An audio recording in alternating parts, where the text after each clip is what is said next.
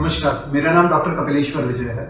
मैं Eternal Hospital में department of gastro surgery and minimally invasive surgery में as a director and HOD के जैसे कार्यरत हूँ। जैसे कि आप सब जानते हैं कि इटर्नल हॉस्पिटल पब्लिक अवेयरनेस के लिए आम पब्लिक को कॉमन बीमारियों के बारे में कई सारी सूचनाएं प्रदान करने का कार्य करता रहता है। इसी श्रेणी में आज हम एक कॉमन बीमारी जिसे हम आम भाषा में हर्निया की गांठ कहते हैं उसके बारे में बात करेंगे। हर्निया जो बीमारी है, ये बीमारी एक बहुत कॉमन सी पाई जाने वाली बीमारी है। बच्चों में, बड़ों में, सभी में मिल सकती है। और मेडिकल साइंस में इसके बारे में बात कही गई कि ये एक कीमत है जो हम दो पैरों पे चलने की चुका रहे हैं। ऐसा क्यों? क्योंकि जो भी चार पैरों पे चलने वाले जानवर उनमें ये बीमारी नहीं होती। हमें क्यों होती है उसका एक कारण है, क्योंकि हम जब खड़े होकर चलते हैं तो हमारी बॉडी का सारा जो भार या प्रेशर है वो पेट के निचले हिस्से में आता है, और वो हिस्सा जिसे हम इंग्वाइनल रीजन कहते हैं वो कंजेनाइटल यानी बर्थ से कमजोर होता है और वहाँ पे हर्निया बनने की संभावना बनती है।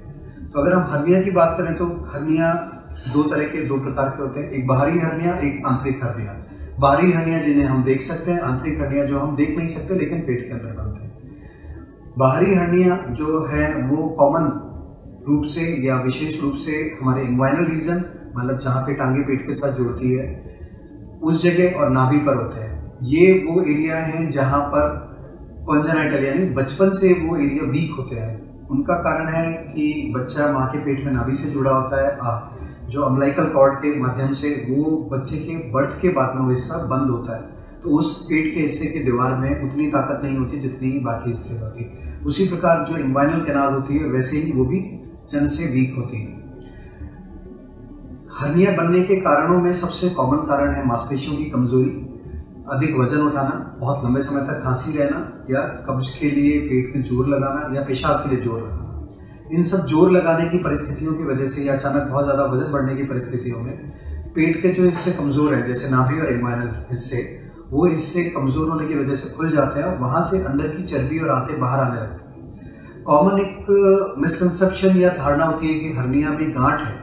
एक्चुअली में कोई गांठ नहीं है, वो अंदर की पेट के अंदर की आंतें और चर्बी उस कमज़ोर हिस्से से बाहर निकल के गांठ का आकार दे रही है। इसलिए जब भी हर्निया का इलाज होता है तो कोई गांठ जैसी चीज़ हटाई नहीं जाती है, बल्कि उस जगह पर उसको रीएनफोर्स करके, मतलब जाली लगा के या उसको बंद करके अंदर के हिस्सों को वापस अंदर डाल दिया जाता है। तो बाहरी हर्निया जैसा मैंने आपको बताया दो प्रकार के होते हैं, कॉमनली जो हमें दिखते हैं नाभि पर और इंग्वाइनल रीजन में। उसके अलावा बाहरी हर्निया बनने का एक कॉमन कारण होता है कोई पुराना ऑपरेशन और वहाँ के टाँके अगर कमज़ोर पड़ जाए किसी कारणवश, जैसे ऑपरेशन के बाद टाँकों में इन्फेक्शन हो जाना, या बहुत ज़्यादा वजन का बढ़ जाना, या बहुत ज़्यादा भारी वजन का उठाना। अगर टाँके टूट जाते हैं तो भी वही हर्निया की परिस्थिति बनती है।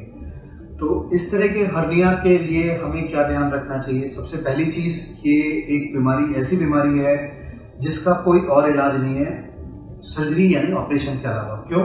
क्योंकि जो पेट की दीवार की कमजोरी है वो किसी दवाई या किसी भी माध्यम से ठीक नहीं की जा सकती है। उसको ठीक करने का एकमात्र उपचार है कि हम उसको या तो टाँके लगाएं या उसके ऊपर एक जाली, मतलब उसको रीइंफोर्स करें ताकि वो अंदर के हिस्सों को बाहर ना आने दें और पेट की दीवार को मजबूती प्रदान करें। ये ऑपरेशन दो माध्यम से हो सकता है, दूरबीन के माध्यम से या चीरे के माध्यम से। वो मरीज की बीमारी की परिस्थिति, हर्निया का आकार और बीमारियां जैसे हृदय की तकलीफ, डायबिटीज, पुराने ऑपरेशन, उन सब पर निर्भर करता है।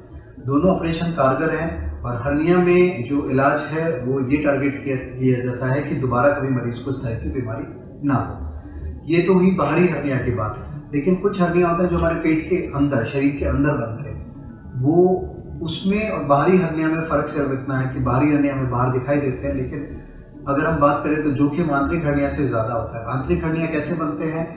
आंतरिक हर्निया बनते हैं कॉमनली डायफ्राम, मतलब जो छाती और पेट के बीच का पर्दा, अगर उसमें वीकनेस हो, जन्म से भी हो सकती है, चोट की वजह से भी हो सकती है। ऐसी परिस्थिति को हम डायफ्रैग्मेटिक हर्निया बोलते हैं। कई बार जहाँ से हमारी आहार नाल पेट में जाती है, जब सांस खाने की नली जो होती है वो छाती से पेट में जाती है, जिस जगह जाती है उस जगह अगर वीकनेस हो तो उस जगह को हम हाइटस हर्निया बोलते हैं। उसमें कॉमनली मरीज को तेजाब का वापस ऊपर आना, खाने का ऊपर गले में आना, जलन रहना, आवाज का परिवर्तित होना, अस्थमा होना, ऐसी शिकायतें होने लगती है।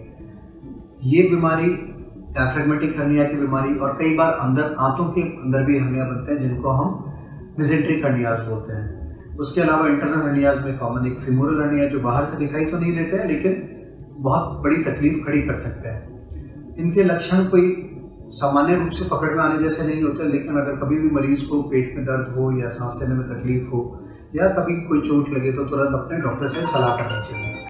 तो जो आंतरिक हर्निया होते हैं उनके सिम्टम्स ऐसे कॉमनली दिखाई नहीं देते हैं, लेकिन वो ज़्यादा जोखिम भरे होते हैं क्योंकि उसमें ऐसी परिस्थिति में कई बार आंतों के खराब होना, आंतों के गलने की संभावना बन जाती है। तो कभी भी आपको किसी भी मरीज को दर्द हो और उनकी जांचों में सांस लेने में तकलीफ हो, पेट में दर्द हो और उनकी जांचों में कभी भी इस तरह के हर्निया आते हैं जैसे डायफ्रेगमेटिक हर्निया, मॉर्गेग्नी हर्निया या इंटरनल हर्निया मेसेंट्रिक जिनको हम पीटरसन हर्निया बोलते हैं या हाइटस हर्निया, अगर इस तरह के या पैराइसोफेजियल हर्निया जो हमारे खाने की नली के साथ में बनते हैं, अगर इस तरह के हर्निया बन रहे हैं और उनको तकलीफ हो रही है तो उनको तुरंत इलाज के लिए जाना चाहिए।